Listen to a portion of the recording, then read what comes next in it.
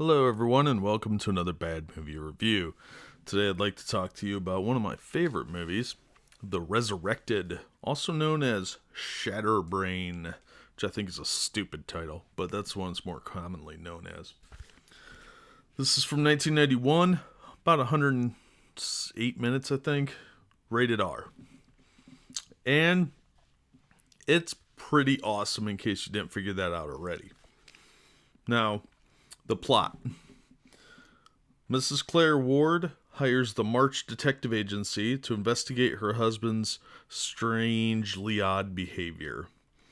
This erratic behavior began after receiving an inheritance, and that soon leads to strange experiments, weird smells, stolen corpses, and other general weirdness.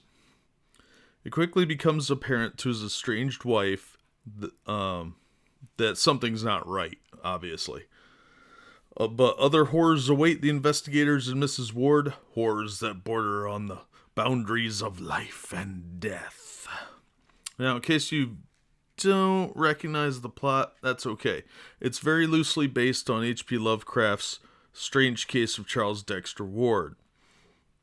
Now, if you've never read any H.P. Lovecraft works, you should, just buy a thesaurus, because there was some pretty obscure language in those old texts. Nonetheless, this movie is incredibly loosely based on that story. But it still makes for a fun film. And I think it's a good adventure film.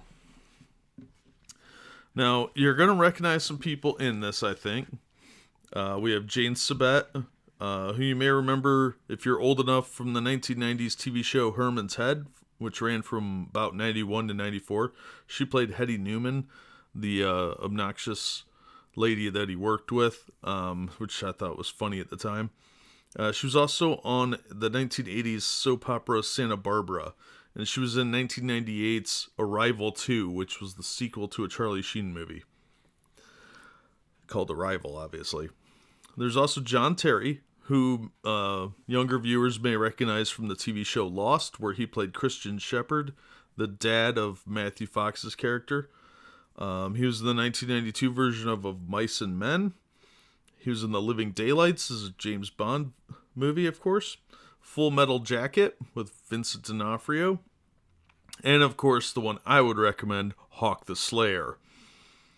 Also, we have Chris Sarandon, who younger people would know did the voice of Jack Skellington in Nightmare Before Christmas. He was also in a movie called Reaper, which I will be reviewing before much longer. He was in Bordello of Blood. He was on Guiding Light from 1969 to 73 for you soap opera fans out there. He was in Child's Play, and he was in Fright Night, the original with Roddy McDowall, and the one everybody's going to know him in, The Princess Bride. And we also in this movie have Deep Roy from Transformers Revenge of the Fallen. What else was he in? Let me check my notes. He was in Charlie and the Chocolate Factory, where he played every Oompa Loompa. He was in Big Fish. He was in How the Grinch Stole Christmas. Howling 6. He was Mr. Sin on Doctor Who. The story from the Fourth Doctor, The Talons of Wen Chiang, which is a classic, although it's been considered slightly racist against the Asians. That is a classic story from, my opinion, the best Doctor. He also played the Tin Man in Return to Oz, and he was in the 1980s Flash Gordon film. So Deep Roy, awesome actor, been in tons of great movies, just like the rest of the cast. There's also Phil Hayes, Megan Leitich, and Paul Jarrett all have great resumes. So there's a lot of really good actors in this that kind of come together to form a really solid film, in my opinion. I thought the acting was pretty solid. Chris Sarandon gets a little over the top occasionally, but that's kind of a good selling point for a movie like this, because the premise is kind of over the top anyway. And he always makes a really good character actor, very versatile guy. The technical aspects, the special effects are a little dated because this movie is 25 years old. But if you can overlook that, the story really is good. It really does come together. There's not a lot of loose ends. It ties itself up really well, and it's a pretty tight film. It's a little slow because it's story driven, not gore driven. There is a little bit of gore, but not very much. And it's not a splatter film. It's not a slasher film. It's definitely more of a character development film. They're telling you a story, and that story isn't your typical hack and slash film. This is not a scary horror movie, but the concept is pretty disturbing. They do violate my number one rule of adventuring, which is have lots of flashlights and more than one gun each. But that's just me. If I go adventuring and I'm going to go wandering around some catacombs, you better believe I'll have more than one light source. Probably 4 or 5. But it was the 90s, and I don't know if they expected to go tunnel diving.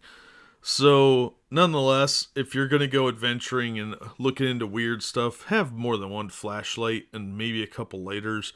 You just never know. And always have more than one gun, because inevitably you'll run out of ammo with the one, and then you end up doing the Superman thing where you throw the gun at him because the bullets didn't kill him. So maybe the non-aerodynamic firearm will do him in. But anyway, this is one of my favorite movies. And especially for lower budget films. It's a really tight story. It's based on Lovecraft. I'm a big Lovecraft fan.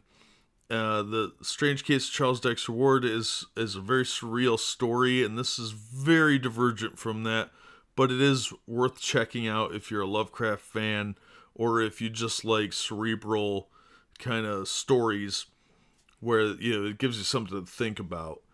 I thought the atmosphere was really good. I thought they did a really good job with the setting. The acting is amazing.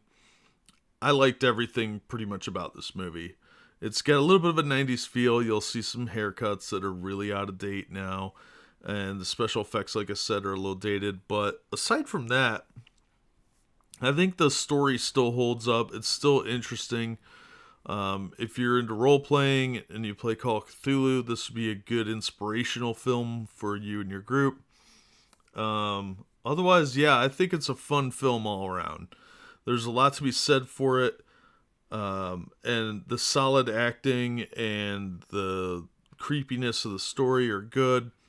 It's not a gore fest, so don't expect that. There is some blood and there's some disturbing scenes, but it's not as over the top as most modern horror films where they try and hide the lack of plot with extra splatter. They don't do that in this movie. It's everything there's for a reason. So if you get a chance, check out The Resurrected. I have seen it on VHS, DVD, and streaming services. Most streaming services have it listed as Shatterbrain, and you may find it on DVD under that title, but VHS, I'm pretty sure it was just The Resurrected.